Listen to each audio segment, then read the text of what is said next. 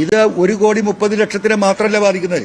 കോഴിക്കോട്ട് അങ്ങാടിയിൽ കുരങ്ങാണ്, സെക്രട്ടേറിയറ്റിൽ കുരങ്ങാണ്, കേരളത്തിലെ ഹൈക്കോടതിയിൽ കുരങ്ങാണ്. ഫയൽ വെക്കാൻ വയ്യ, ഭക്ഷണം ഉണ്ടാക്കാൻ വയ്യ. കാട്ടിനിറങ്ങി നാട്ടിലെത്തി. കോഴിക്കോട് അങ്ങാടി കൂടെ ആന മാർച്ച് ചെയ്യും. നിലമ്പൂർ ATM കൗണ്ടറിലെ ആനയാണ് നടു റോട്ടിൽ, നടു അങ്ങാടിയിൽ. ഇത് പെരുകയാണ്. ഇതെന്ത് ഇത് നിയന്ത്രിക്കണ്ടേ? നിങ്ങൾ മനസ്സിലാക്കേണ്ടത് ഈ 2024 ജനുവരിയിൽ 1972 ഈ വന നിയമത്തിൽ ഭേദഗതി വരുത്തണമെന്ന് പറഞ്ഞ് ഒരു MLA നിലക്ക് സുപ്രീം കോടതിയിൽ റിട്ട് ഫയൽ ചെയ്ത് തന്നെ PV അൻവർ ഇന്ന് 4 ആളുണ്ടാക്കാൻ തുടങ്ങിയല്ല. ഈ ഫെബ്രുവരിയിൽ അന്ന് LDFന്റെ കൂടെയാ. ആ കേസ് 3 വട്ടം സുപ്രീം കോടതി കേട്ടു. ഈ വർഷം 2024 എന്താ സുപ്രീം കോടതി പറഞ്ഞതെന്നറിയാം നിങ്ങൾ? ഈ പറയുന്ന വിഷയത്തിൽ ഇത് വളരെ സീരിയസ് ആയിട്ടുള്ള വിഷയമാണ്. സുപ്രീം കോടതിക്ക് ഈ വിഷയത്തിൽ ഒന്നും ചെയ്യാൻ കഴിയില്ല. പക്ഷേ കേരളത്തിന്റെ ഗ്രീവിയൻസ്, നമ്മൾ 20 കൊല്ലത്തെ ഇവിടുത്തെ ഗ്രീവിയൻസ്, എത്ര ആൾ മരിച്ചു, എത്ര നഷ്ടമുണ്ടായി, ആ കണക്കുകൾ മുഴുവൻ കോടതിയിൽ നമ്മൾ കൊടുത്തതാ. ഇത് വായിച്ചിട്ട് ബഹുമാനപ്പെട്ട സുപ്രീം കോടതി പറഞ്ഞു, നിങ്ങളുടെ റിട്ട് ഞങ്ങൾ തള്ളുന്നില്ല. ഇതിൽ സ്റ്റേറ്റിൽ ചില കാര്യങ്ങൾ ചെയ്യാനുണ്ട്. If you want you can file this petition in the high court of Kerala എന്ന് പറഞ്ഞിട്ട് എന്റെ റിട്ട് മടങ്ങി തന്നു, തള്ളാതെ മടങ്ങി തന്നു. ആ റിട്ട് ഫയൽ ചെയ്യാൻ ഹൈക്കോടതിയിൽ കൊടുത്തിരിക്കുകയാണ്. അപ്പോൾ ഈ മൊത്തത്തിൽ ലോകരാജ്യങ്ങൾ ഞങ്ങളാ കൊടുത്ത റിട്ടില് നിങ്ങൾ പ്രത്യേകം മനസ്സിലാക്കേണ്ടത്, ലോകത്ത് നമ്മളെക്കാളും ഫോറസ്റ്റിലെ രാജ്യമാണ് കാനഡ. അത് കഴിഞ്ഞാൽ ഓസ്ട്രേലിയ, അതുപോലെ അമേരിക്ക. ഡെവലപ്ഡ് കൺട്രീസിലൊക്കെ ഫോറസ്റ്റ് ഉണ്ട്, അവിടെയൊക്കെ വന്യമൃഗങ്ങളുണ്ട്. 5 വർഷം കൂടുമ്പം ഇതിനെ നിയന്ത്രിക്കാനുള്ള ഒരു കമ്മിറ്റി ഉണ്ട്. ആ കമ്മിറ്റി പരിശോധന നടത്തി ഇത് പെറ്റുപെരുകി എണ്ണം വർദ്ധിച്ചിട്ടുണ്ടെങ്കിൽ അതിനെ കശാപ്പ് ചെയ്യാനുള്ള നിയമം അവിടെ ഉണ്ട്. ഓസ്ട്രേലിയയില് സീസണിൽ നിങ്ങൾക്കറിയോ, അവിടെ ഇതിന് കൾച്ചറൽ യൂണിറ്റുകളുണ്ട്, കമ്മ്യൂണിറ്റി യൂണിറ്റുകൾ. അവർക്ക് സർക്കാർ തോക്ക് കൊടുക്കാണ് കങ്കാരുവിനെ കൊല്ലാണ്. ഒരു കങ്കാരുവിനെ വെടിവെച്ച് കൊടുത്താൽ $100 അവർക്ക് ഇനാം കൊടുക്കുകയാണ്. സുപ്രീം കോടതിയിൽ കൊടുത്താൽ നിങ്ങളൊന്ന് വായിച്ചു നോക്കണം. അങ്ങനെയാണ് അവിടെ മനുഷ്യർ ജീവിക്കുന്നത്. ഇവിടെ ഒരു വനം മന്ത്രി, എന്താ അദ്ദേഹത്തിന്റെ സ്ഥിതി? എന്താ ഇന്നലെ അദ്ദേഹം നിലമ്പൂർ വന്നിട്ട് പറഞ്ഞത്? ഒന്ന് വന്നല്ല നിലമ്പൂരിലേക്ക്. ഒരു ആദിവാസി യുവാവിനെ ചവിട്ടിക്കൊന്ന് ഈ കോലത്തിലാക്കിയിട്ട് തിരിഞ്ഞു നോക്കിയവര് വൈകുന്നേരം 6:30 മണിക്ക് ഈ അപകടമുണ്ടായിട്ട് 11 മണിയോട് കൂടി ആശുപത്രിയിലെത്തിയ പോട്ടെ, അവിടെ കിടന്ന് ചോര വാർന്ന ഒഴുകിയാണ് മരിച്ചത്. ഇനി പോസ്റ്റ്മോർട്ടം റിപ്പോർട്ട് വരുമ്പം നമുക്കറിയാം. അവിടെ വന്നിട്ട് ഫോറൻസിക് സർജന് ചെയ്യേണ്ട സർജറി, പോസ്റ്റ്മോർട്ടം ആരാ ചെയ്തത് എന്നുള്ളത് നമുക്ക് പരിശോധിക്കണം. അതുണ്ടായിട്ടില്ല. ചോര വാർന്നിട്ടാണ് മണി മരണപ്പെട്ടത്. ഈ ഫോറസ്റ്റിന്റെ നിരുത്തരവാദിത്വം. എന്നിട്ട് ആ ബോഡി ആശുപത്രിയിൽ രാത്രി 10:30 എത്തിയിട്ട് പിറ്റേ ദിവസം 11:30 മണിക്കാണ് ഇൻക്വസ്റ്റ് നടത്തുന്നത്.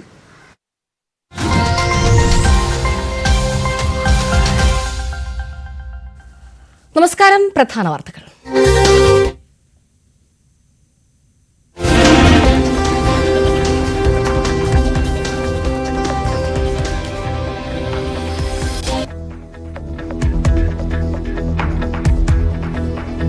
ഇപ്പോൾ PV അൻവർ MLA വാർത്താ സമ്മേളനം തുടരുന്നു. അതിലേക്ക് അവിടെ കള്ളുകൂടി അവരെ ഇറച്ചി വരേണ്ടെന്ന് പറഞ്ഞ് കാട്ടിന്റെയും മാനിന്റെയും. നിങ്ങൾക്കറിയോ? ഇതൊക്കെ അവിടെ താമസിക്കുന്ന ആളുകൾ പറയുന്ന. രാത്രി പാട്ട് കച്ചേരിയാണ് പല ഈ ഗസ്റ്റ് ഹൗസുകളിലും. പുറലോകത്ത് അറിയോ?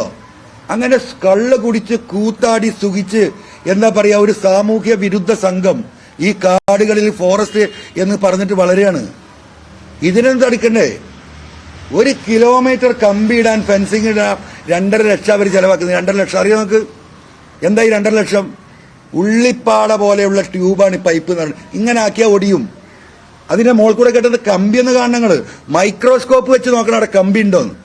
ലോകത്ത് ഇത്ര വണ്ണം കുറഞ്ഞിട്ടില്ല എന്താ പറയാ നൈസായിട്ടുള്ള കമ്പി എവിടുന്നാ വരുന്ന കൊണ്ടുവരുന്ന അറിയില്ല. 50,000 ചെലവില്ലാത്ത 2.5 ലക്ഷം ഈ രീതിയിൽ പോവുകയാണ്. അപ്പോഴോ 15 കോടി രൂപയാണ് ഈ വർഷം നിലമ്പൂരിൽ ബിൽഡിംഗ് കെട്ടാൻ ചെലവാക്കിയത്. മന്ത്രിയുടെ സദസ്സിൽ ഞാൻ പറഞ്ഞതാ. എത്ര കാറുകളാണ് ഇവർക്ക് വാങ്ങുന്നത്? നിങ്ങളിപ്പോ DF ഓഫീസിൽ പോയി നോക്കൂ. എത്ര ക്രിസ്റ്റ അങ്ങനെ തിളങ്ങുന്ന കാറുകൾ എയർ കണ്ടീഷൻ ചെയ്ത്. ഇവർക്ക് എന്തിനാണ് ഈ ക്രിസ്റ്റാണ്? ഇവർക്ക് കാട്ടിൽ പോകാൻ ജീപ്പാവേണ്ട, അതിൽ ആക്സിഡന്റ് ആയിക്കോട്ടെ. ഇത്രയും ലക്ഷങ്ങൾ മുടക്കുന്ന കാറുകൾ, ആഡംബര കാറുകൾ എന്തിനാ ഇവർക്ക്? എന്നിട്ട് എന്താ ഫോറസ്റ്റുകാരെ പല പണിയും? നിലമ്പൂരെന്ന് സ്വകാര്യത്തിൽ നിങ്ങൾ പോയി നിങ്ങളുടെ ക്യാമറയിട്ട് ഇരുന്നറിയും. ഇവർക്ക് പച്ചക്കറി വാങ്ങാൻ ഒരു ബീറ്റ് ഓഫീസർ പോകണം. ഇവരുടെ ഭാര്യമാർക്കുള്ള വേറുള്ള സാധനം വാങ്ങിക്കൊടുക്കാൻ വേറൊരുത്തനും പോകണം. കൂലിപ്പണി എടുപ്പിക്കുകയാണ്, അടിമപ്പണി. ആരെ കൊണ്ട്? ഈ സാധാരണ ഫോറസ്റ്റുകാരെ കൊണ്ട്. മീൻ വാങ്ങാനൊരു വണ്ടി വേറെ, പലചരക്കിന് വേറെ വണ്ടി, കോഴിക്കോടേക്ക് ഷോപ്പിങ്ങിന് പോകാം വേറെ വണ്ടി. ഇവിടേക്ക് ഈ IFSR വീട്ടിലേക്ക് പോയി നോക്കണം നിങ്ങൾ. ഈ ജനത്തിനെ കൊന്നിട്ട് അവരെന്ത് തെമ്മാടിത്തം ചെയ്തോട്ടെ, പക്ഷെ ഈ ജനത്തിന് ഇവിടെ ജീവിക്കണം, അതിനുള്ള വഴിയുണ്ടാകണം, അതിനുള്ള നിയമമാണ് വേണ്ടത്. അതുകൊണ്ട് ബഹുമാനപ്പെട്ട UDFന്റെ മുഴുവൻ നേതൃത്വത്തോട് എനിക്ക് പറയുന്നത്, നിങ്ങൾ ഏറ്റെടുക്കണം. ഏറ്റെടുക്കുക മാത്രമല്ല, നിങ്ങൾ അധികാരത്തിൽ വന്നാൽ ഇവിടെ നമുക്കറിയാം ഈ പശ്ചിമഘട്ടത്തിലെ ഈ 11-12 സംസ്ഥാനങ്ങളുണ്ട്. ഈ സംസ്ഥാനത്തെ മുഴുവൻ മുഖ്യമന്ത്രിമാരെയും പോയി കാണണം ഇവിടുത്തെ ലീഡർഷിപ്പ്. ആ മുഖ്യമന്ത്രിമാരെ ഒരുമിച്ച് നിർത്തിക്കൊണ്ട് ഈ 972 വന നിയമത്തിൽ ഭേദഗതി വരുത്താൻ ഈ പശ്ചിമഘട്ടത്തിലെ മുഴുവൻ സംസ്ഥാനങ്ങളെയും ഒരുമിപ്പിച്ച് ചേർത്തുള്ള ഒരു പോരാട്ടത്തിന് നേതൃത്വം കേരളത്തിൽ നിന്ന് ഉയർന്നു വരണം. അത് ഉയർത്തിക്കൊണ്ടുവരാൻ അടുത്ത ഈ 2026 തെരഞ്ഞെടുപ്പിൽ UDF ഇവിടെ അധികാരത്തിൽ വരണം.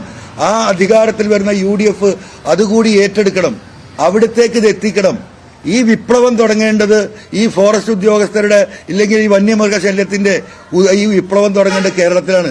ആ നേതൃത്വം ബഹുമാനപ്പെട്ട UDF ലീഡർഷിപ്പ് ഏറ്റെടുക്കണം എന്നാണ് ഇത്തരം ഒരു സാഹചര്യം ഉരുത്തിരിഞ്ഞൊരു ഘട്ടത്തിൽ എനിക്ക് പറയാനുള്ളത്.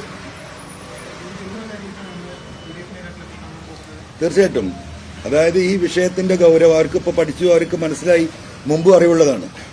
അപ്പൊ ഈ ഗൗരവത്തിന് 63 മണ്ഡലത്തെയാണ് UDF തിരിച്ച് അധികാരത്തിൽ വരാൻ ആഗ്രഹിക്കുന്നുണ്ടല്ലോ. സ്വാഭാവികമായിട്ടും ഈ ഒരു വിഷയം ഏറ്റെടുത്താൽ മതി. 63 മണ്ഡലത്തെ നേരിട്ടാണ്. 140 മണ്ഡലത്തെ മുഴുവനും ഞാൻ ഈ പറഞ്ഞ പന്നിയും കുരങ്ങും കൊണ്ട് ബാധിക്കുന്നുണ്ട്.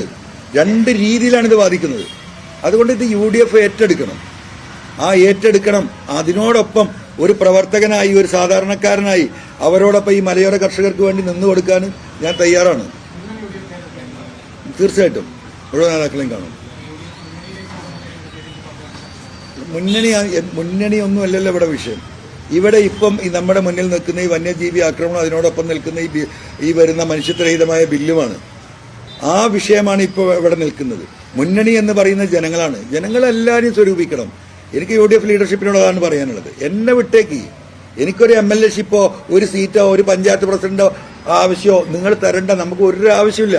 അങ്ങനെ ആരും ആ വിഷയത്തിൽ ഭയപ്പെടണ്ട. ജനങ്ങളുടെ ഈ വിഷയം UDF ഏറ്റെടുക്കുക തന്നെ വേണം. ഇവിടെ ഏകദേശം 100ഓളം കർഷക സംഘടനകളുണ്ട് കേരളത്തിൽ. അത്ഭുതപ്പെടുത്തും നമ്മൾ അതിലേക്ക് നോക്കിയാൽ. എങ്ങനെയാണ് ഇത്രമാത്രം കർഷക സംഘടനകൾ ഉണ്ടായി എന്ന് നമ്മൾ പരിശോധിക്കുമ്പോൾ പല ഘട്ടങ്ങളിലും ഇവർക്ക് നീതി നിഷേധിക്കപ്പെട്ടതാണ്. അതിൽ കോൺഗ്രസ് ഉണ്ട്, ലീഗ് ഉണ്ട്, CPM ഉണ്ട്, പലരുണ്ട്. അവർക്ക് രാഷ്ട്രീയം എടുത്തവരുണ്ട്. ഇനി ഞങ്ങൾ രാഷ്ട്രീയ നേതാക്കാൻ വേണ്ടത്തേക്ക് പോകുന്നില്ല എന്ന് പറഞ്ഞവരുണ്ട്. അപ്പം ഈ ഒരു വിഭാഗത്തെ മുഴുവൻ കൂട്ടിപ്പിടിക്കണം. അതിന്റെ നേതൃത്വം ഈ മലയോര മേഖലയിലുള്ള മുഴുവൻ ക്രൈസ്തവ സഭകളുമായും അവിടുത്തെ തിരുമേനിമാരുമായിട്ട് സംസാരിക്കണം. ഇവരെ എല്ലാവരെയും കൂട്ടി യോജിപ്പിച്ചുകൊണ്ട് വലിയ ഒരു അജിറ്റേഷന് ലീഡർഷിപ്പ് നൽകണം UDF നേതൃത്വം. ആ പണിയാണ് ഞാൻ എടുത്തുകൊണ്ടിരിക്കുന്നത്. അതിൽ ഏകദേശം ഈ പറയുന്ന എല്ലാ സംഘടനകളും രാഷ്ട്രീയത്തിനതീതമായിട്ട് ഈ വിഷയത്തിൽ ഇടപെടാൻ തയ്യാറായി നിൽക്കുകയാണ്. അതോടൊപ്പം വനവാസികളായ ആദിവാസികൾ ഒന്ന് പോയി നോക്കണം നിങ്ങൾ അവരുടെ അവസ്ഥ. എത്രായിരം കോടി രൂപയാണ് ഒരു വർഷം ഇവിടെ കൊടുക്കുന്നത്. ഒരു പൈസ അതിന്റെ 10-1 പോലും ഇവർക്ക് എന്താ പറയാ, ഇവരുടെ ഈ പറയുന്ന പദ്ധതികളിൽ അത് ചെലവഴിക്കാനോ അവർക്ക് ഗുണകരമായ ഒരു അവസ്ഥയിലെത്താൻ സാധിക്കുന്നത്. ഈ ആദിവാസി ദളിത് മലയോര മേഖല ഇവിടെ UDF കോൺസെൻട്രേറ്റ് ചെയ്യണം. അവരാണ് ഇന്ന് സമൂഹത്തിൽ ആദിവാസികളുടെ രക്ഷകരെന്ന് പറയുന്ന എന്താ പറയാ പിണറായിയും CPM ഒക്കെ അവരെ തിരിഞ്ഞു നോക്കിയിട്ടില്ല. അത് അവർക്കും ബോധ്യമാണ്. ദളിതുകൾ അതിലേറെ ഡെസ്പറേറ്റ് ആണ്. ഈ പറയുന്ന ഈ സംഘടനകളെ മുഴുവൻ ഇവർ കൂച്ചുവിലം കിട്ടു.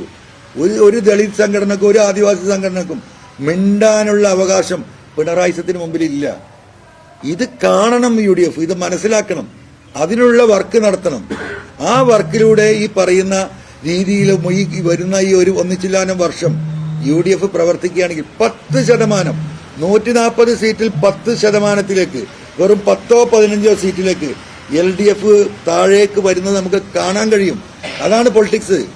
ആ പൊളിറ്റിക്സ് UDF ഏറ്റെടുക്കാൻ, അത്രേ ഞാൻ പറയുന്നുള്ളൂ.